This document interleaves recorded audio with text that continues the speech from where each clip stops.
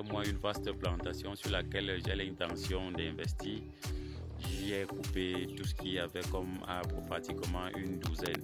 Et parlant de coupe d'arbres, j'en profite pour féliciter celui-ci avec qui je travaille.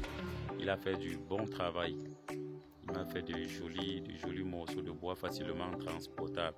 Et je souligne là l'utilité de faire avec des professionnels, car c'est très important. Il faut juste s'entourer des meilleurs, des gens qui travaillent sans malhonnêteté aucune.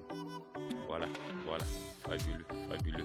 Il est donc question pour moi d'y planter le bananier plantain et tout autour comme brise-vent. Il est question d'y mettre des avocats greffés que je vais d'ailleurs chercher du côté de Foumbot. Voilà. Donc rendez-vous pour la suite et vous verrez l'évolution de la dite plantation. Ciao.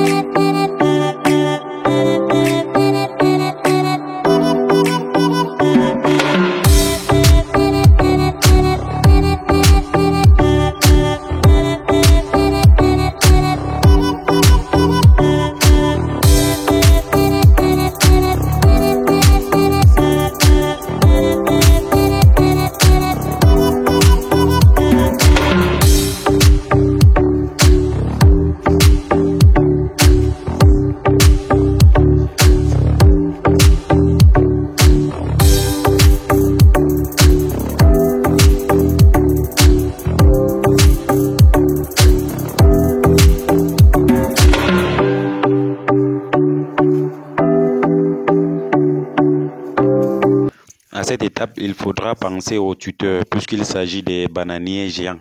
Il faudra donc acheter les tuteurs et commencer au préalable par nettoyer le champ, nettoyer entièrement la plantation pour ne pas avoir à le faire après avoir installé les tuteurs, ce qui serait encombrant.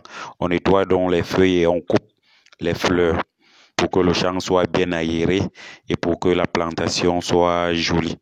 Il a noté que puisqu'il s'agit d'une variété géante, c'est-à-dire encombrante, les soins seront très impératifs. On commence donc par creuser les trous, faire des trouaisons aussi profondes que pour les rejetons, mais cette fois-ci c'est pour planter les tuteurs. Il s'agit des bambous bien solides qu'on devra mettre profondément dans le sol. Pour un bananier, on aura besoin de 3 à 4 tuteurs pour faire face à toute éventualité, c'est-à-dire d'une part le vent, les tourbillons et d'autre part le poids même du régime de planting qui peut aller au-delà de 50 kg. Oui, cette variété peut aller faire un poids au-delà de 50 kg. Et donc, l'étape des tuteurs est vraiment capitale. Parce qu'on saurait travailler efficacement et à quelques mois seulement de la récolte pour une petite négligence, payer le prix cher qui est de perdre nos régimes de... Il faut aussi noter que cette étape n'est nécessaire que lorsqu'on est en présence de bananiers géants. Donc, s'il s'agissait de la variété naine, on n'aura aucunement besoin de tuteurs de grande envergure. Donc, pour ceux qui optent pour les bananiers géants, sachez qu'il serait impératif de mettre les tuteurs. Mais pour d'autres variétés, on pourra s'en passer. Passer cette étape, et une fois arrivé en plantation, je souris tout bêtement parce que je pense au CFA que je vais bientôt me faire. Passer donc ces moments difficiles, on est tout heureux du travail rendu, on est fier de la tâche accomplie et on peut dorénavant déjà estimer à quelle période la récolte sera faite et à quel coût le régime de plantain sera vendu en fonction bien évidemment de son poids.